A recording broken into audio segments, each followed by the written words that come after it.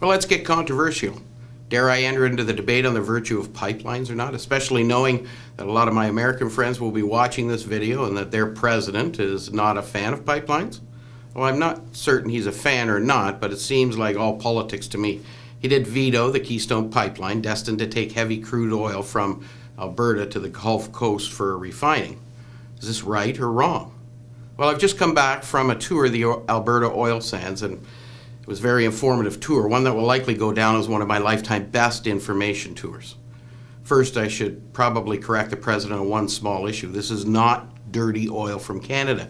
Every ounce of oil that comes out of the ground, no matter where it is, has to be refined. I would suggest we could call all of it dirty. The interesting thing about the bitumen coming out of Alberta is that it's heavy crude capable of producing any type of end product from diesel to aviation fuel.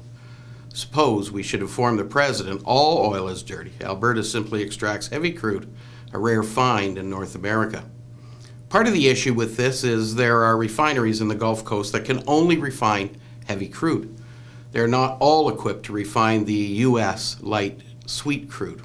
So in reality today, the Gulf Coast refineries are getting that Alberta oil. President Obama's claim of dirty oil the U.S. doesn't want, well, funny thing is, it's going there and it's being delivered to those Gulf Coast refineries by truck or rail, which frankly should be cause for concern to him, more so than pipes. You see, the oil is going to get to these refineries anyway, because it has to, because they need it to refine. So shouldn't we be finding the most efficient and absolutely the safest way to transport it? Of course, we all agree with that. Today, 280,000 barrels of oil are transported every day by rail. By 2016, that number will be 700,000. And while we know that oil will always be transported by rail, we should acknowledge that increasing the transportation method by rail or truck can only signal the likelihood of more and more accidents and more spills. So, here is a cause for concern.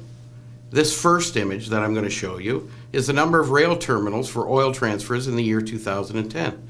Seemingly few, as much of the oil was carried by conventional truck from one place to another. Now for the scary part. This image is the one that simply demonstrates the necessity to be open to pipelines. This image is the number of rail terminals there are for oil transfers today. In just 4 or 5 years, the activity for moving oil has dramatically increased, and the most effective is by rail right now. There's been a lot of talk about how scary moving the oil by pipe would be in the advent of leakage or spills. But since we know that oil will move to these refineries on the Gulf Coast, do we want that oil on trucks or trains instead of pipes? Recognizing that any transportation could have its impacts, we have had spills and leaks in all sorts of rail accidents and trucking accidents. Stats over the last 10 years say the movement of oil through pipes shows that 99.9995% of the oil in those pipes reached the intended destination without incident.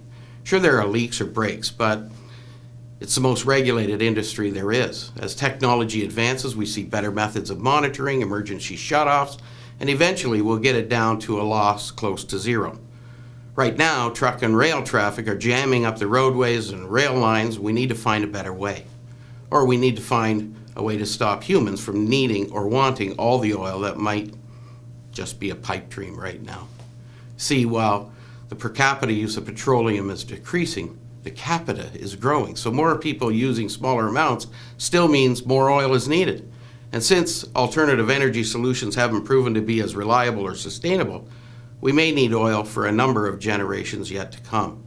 From my perspective, business needs to support these pipeline projects. We need to come together to ensure our politicians get the message that pipelines are the safest way we know to transport this desired and vital global commodity. Even in North America, where we work hard to reduce our dependency, it still grows. We still seek the best way to become energy independent, and what we need to do is to make sure we extract, refine, transport, and rehabilitate responsibly, safely, and efficiently. Rail or pipe? The right answer comes from you. And when you've figured it out, let your state, provincial, or federal legislators know. This is a sensitive issue, and some will simply not take the time to look at the facts. But if North America is going to be energy self-sufficient, end up being a global economic leader, we need to act fast and responsibly. I'm Greg Durocher, and that's a moment for business.